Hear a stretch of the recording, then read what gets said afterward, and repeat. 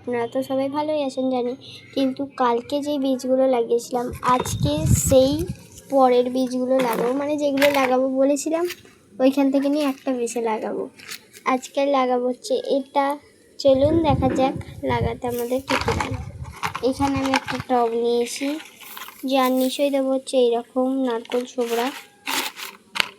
আর এখানে রয়েছে আমার বাগানের যেই মাটিগুলো আমি আগের ভিডিওতে দিয়েছিলাম সেগুলোই দিতে হবে, তার সঙ্গে একটু গোবর সার মিশিয়ে দিতে হবে।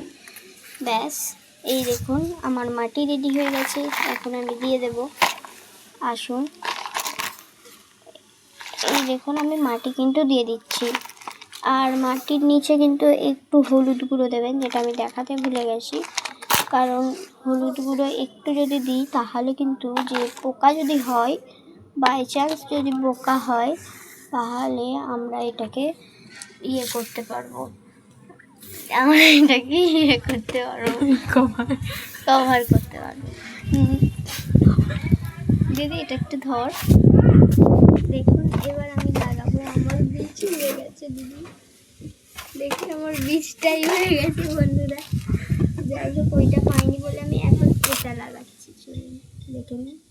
এই দেখুন এই সিডসগুলো আমার একটু অবাক করার মতনই লাগছে, কারণ একটু আলাদা ধরনের না, এই দেখুন একটা পোকার মতো। যাই হোক, পোকাই হোক আর যাই হোক, দিয়েছে যখন লাগিয়ে দিই। আমি অনলাইন থেকে অর্ডার করেছি, আমি আবারও বলছি আপনাদের দরকার হলে আমি লিঙ্কটা দিয়ে দেবো।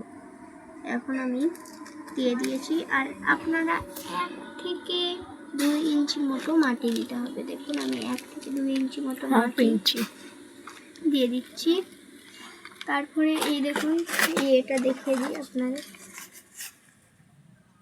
আর দিয়ে দিচ্ছি, মাটি দিয়ে দেওয়ার পর জল দিয়ে দেবেন। আজকের মতো এইটুকুনি, বাই বাই।